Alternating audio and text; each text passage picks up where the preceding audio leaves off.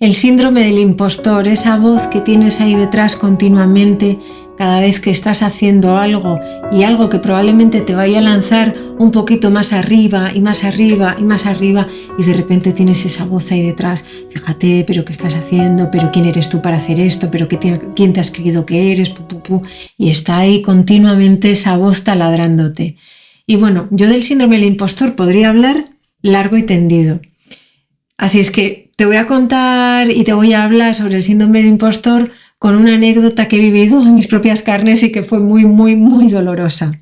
La cosa es que, bueno, yo desde siempre en el estudio, cuando ayudaba a la gente a presentarse a cámara y a hacer sus vídeos, pues a mí como que realmente me parecía no una tontería, porque tampoco quiero banalizar, porque sé que cuesta cuando no estás acostumbrado a ponerte frente a una cámara, pero muchas veces no entendía el miedo.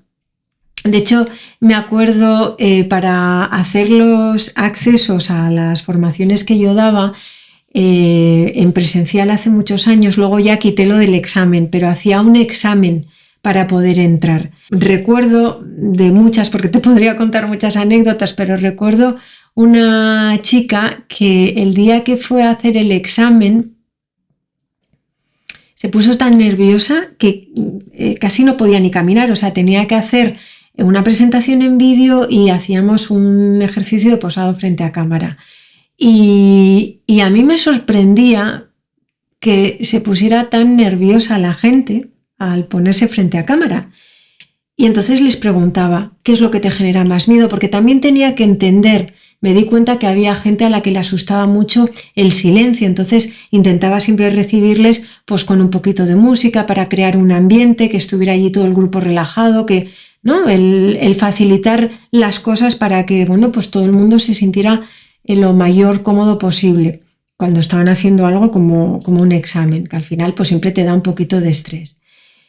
Pero sobre todo también identifiqué que tenían que hacer algo que no sabían hacer o que era la primera vez que hacían, y entonces les generaba como ese síndrome del impostor de pero ¿quién soy yo para hacer esto? ¿No? ¿Quién me he creído yo que podía hablar frente a una cámara o que podía hacer? Entonces, poco a poco, pues fui desarrollando patrones y pautas, que son muchas de las que utilizo con las empresas y con las marcas personales con las que sigo trabajando a día de hoy, y todo viene de todo ese bagaje y de todo ese periplo que he tenido a lo largo de los años. Pero ¿quién me iba a decir a mí que cuando saqué el libro, mi primer libro, Cómo ser modelo, el método para convertirte en modelo en solo 6 meses, que básicamente es mi formación, eso que yo durante tantos años he estado dando a cientos y cientos de personas, pues dije, bueno, pues hay mucha gente que probablemente no pueda estar cerca mío y hacer la formación o pagar una formación, pues lo voy a convertir en un libro para que pueda llegar a todo el mundo. Y te puedes creer que después de todo el trabajo que me di escribiendo el libro, yo tenía pensada toda la distribución que iba a hacer, toda la presentación del libro, y no pude hacer nada.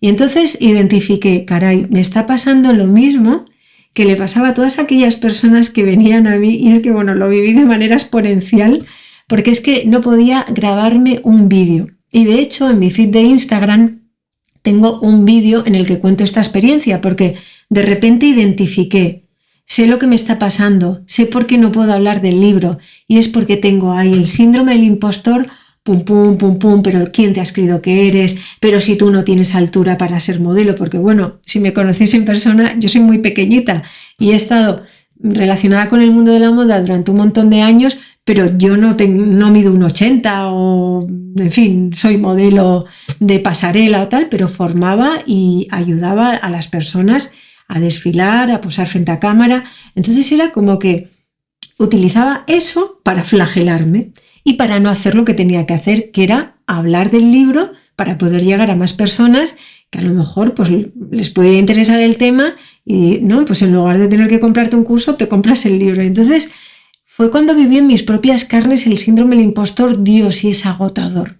Si estás viviendo el síndrome del impostor en cualquier ámbito de tu vida, es que es agotador.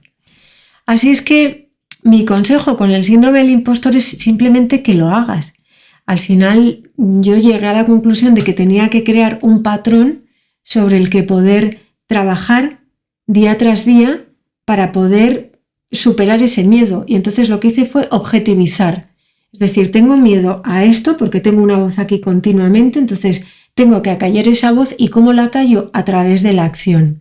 Así es que el miedo al impostor, ¿cómo lo superas? A través de la acción, remangándote y tomando acción sobre el tema, proponiéndote una serie de pautas, una serie de hitos que vayas a ir haciendo a lo largo del tiempo, tratar de estructurarlo y hacerlo, porque sí, luego detrás de ese síndrome del impostor, como no quieres hacerlo, viene la procrastinación, el miedo escénico, el quién soy yo, o sea, vienen, ¿sabes? Va unido a un montón de miedos, pero realmente si quieres llegar a las personas y quieres impactar y tienes algo importante que hacer llegar al resto del mundo, como en mi caso era este libro y era algo que había escrito con pasión, con ganas y sobre todo con ganas de ayudar, tienes que desbloquear ese miedo, tienes que ponerte poco a poco, sin prisa pero sin pausa y sacarlo hacia adelante.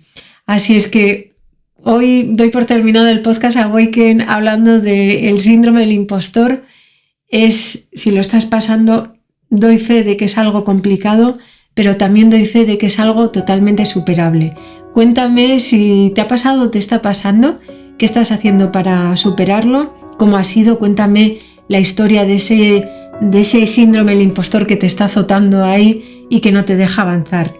Gracias por escucharme, por llegar hasta aquí conmigo. Te mando un abrazo súper fuerte y nos vemos la semana que viene.